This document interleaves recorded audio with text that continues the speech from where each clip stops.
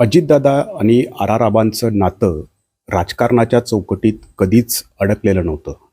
ते नातं विश्वासाचं, मायेचं आणि आपुलकीचं होतं.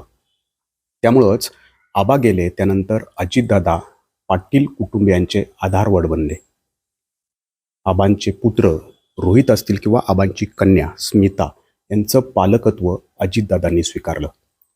मात्र आधी आबा आणि नंतर वडीलधारे अजितदादाही सोडून गेले. त्यामुळं पाटील कुटुंबियांच्या नेमक्या काय भावना आहेत त्या आपण जाणून घेणार आहोत.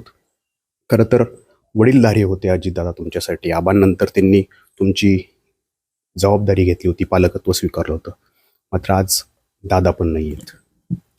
खरं तर हे दुःख पचवणं अतिशय कठीण आहे आमच्यासाठी. कारण आबांचं निधन झाल्यानंतर आमच्या कुटुंबियांचीच नव्हे तर आमच्या तासगाव कवठे-महांकाळ मतदारसंघाची पालकत्वाची जबाबदारी ही दादांनी स्वीकारली होती. आम्ही खूप वयाने लहान होतो, मी आणि माझी भावंडं. त्यामुळं आबा अचानक गेल्यामुळं आम्ही सगळेच खूप खचलेलो होतो. तेव्हा धीर द्यायचा जो एक वडीलधारी व्यक्तीचं जे हे असतं, आधार असतो, तो आधार माननीय दादांनी आम्हाला त्यावेळेस दिला होता. म्हणजे आमच्या शिक्षणाच्या बाबतीत असू देत गोष्टी, कुठं ॲडमिशन पुढचं घेतलं पाहिजे, काय केलं पाहिजे. माझ्या लग्नाची जबाबदारी, ज्या आई-वडिलांची मुलीचं लग्न म्हणजे ही सगळ्यात मोठी जबाबदारी असते.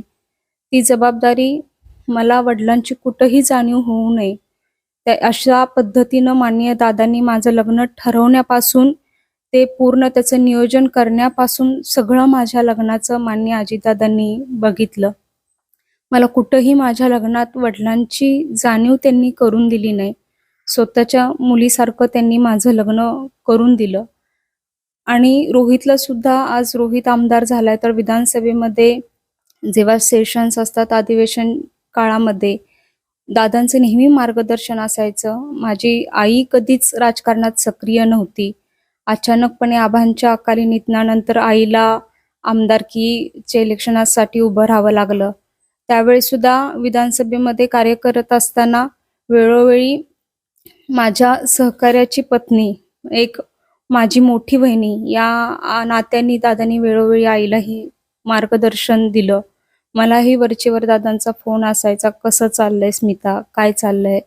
त्या पद्धतीनं माझ्या मिस्टरांना सुद्धा त्यांनी मला मुलगा झाला तेव्हा फोन केला होता आणि त्यावेळेस विधानसभेला सगळ्या सांगितलं, की आम्हाला नातू झाला, आबांना नातू झाला. म्हणजे घरातल्यासारखं दादांनी आबांच्या नंतर एक वडीलधारी वडिलांची जी पोकळी असते, ती पुरेपूर भरून काढायचा नेहमीच दादांनी प्रयत्न केला.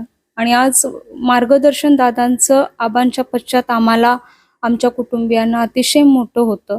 पण आता ते मार्गदर्शन लाभणार नाहीये यापुढं. ते मार्गदर्शन लाभणार नाही. एकतर आधीच एवढं मोठं दुःख आम्हाला पचवावं लागलं होतं आबांचं आणि कधी वाटलं नव्हतं, म्हणजे स्वप्नातही स्वप्न पडलं नव्हतं, की असं काहीतरी दुःख परत वाटायला येईल. जे वडील गेल्यानंतर जी मनात पोकळी तयार झाली होती, ती आज कुठेतरी परत तयार झाली. अजितदादांचे असे कोणते क्षण आहेत जे पाटील कुटुंबीय कधीही विसरू शकत नाही, किंबहुना ते वेळोवेळी तुम्हाला आठवतील त्या त्या क्षणी? खरं तर आबांनी कुटुंबियांमध्ये कोणालाच राजकारणात सक्रिय केलं नव्हतं. आबा गेल्यानंतर अतिशय मोठी जबाबदारी आमच्या कुटुंबियांवर पडली. आम्ही पूर्णपणे खचलो होतो. मतदारसंघातली काही माहिती नव्हती, कशा पद्धतीनं कामं केली पाहिजेत, प्रशासकीय माहिती आम्हाला काही नव्हती.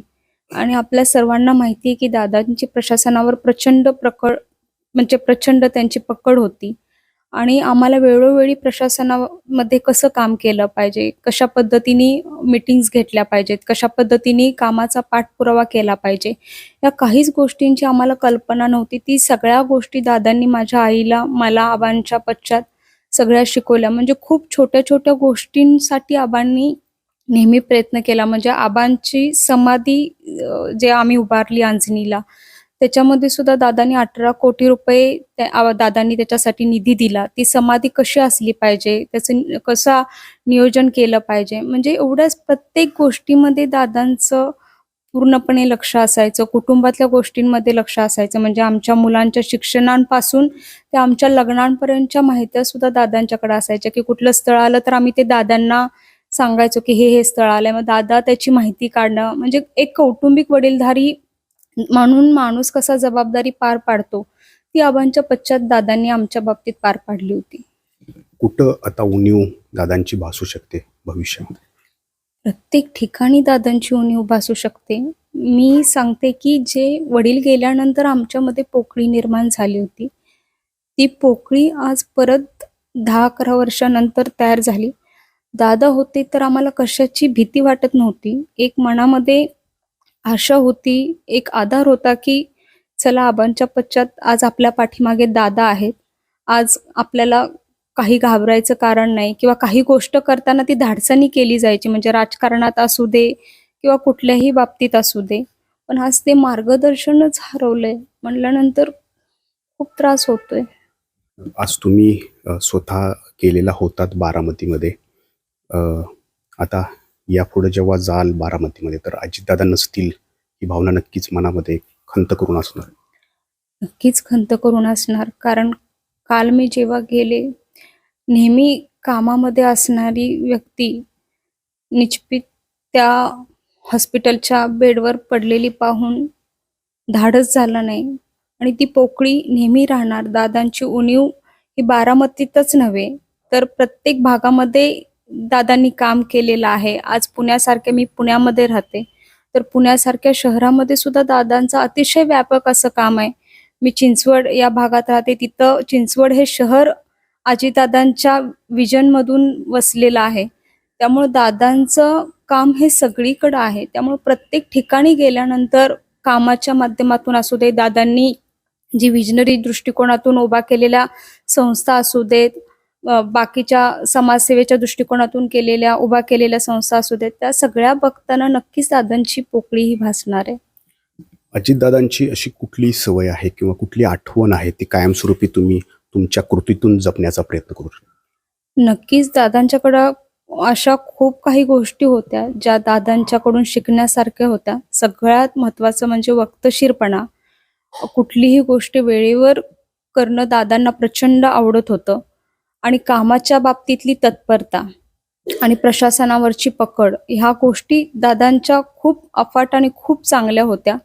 नक्कीच त्या गोष्टी आम्हाला यंग जनरेशनला असू दे, आम्हाला ते शिकायला खरंच खूप आवडतील. तर आबा गेल्यानंतर पाटील कुटुंबियांमध्ये एक पोकळी निर्माण झाली होती. ती पोकळी भरून काढण्याचा प्रयत्न अजितदादांनी केला. अजितदादा आधारवड झाले, अजितदादा वडीलधारी झाले. मात्र पुन्हा एकदा अजितदादा या ठिकाणी गेले आणि पाटील कुटुंबियांमध्ये तीच पोकळी जी आहे ती निर्माण झाल्याचं आपल्याला पाहायला मिळतंय. कॅमेरामॅन शैलेश जाधवसह नाजिमुल्ला, एबीपी माझा, पिंपरी चिंचवड. एबीपी माझा, उघडा डोळे बघा नीट.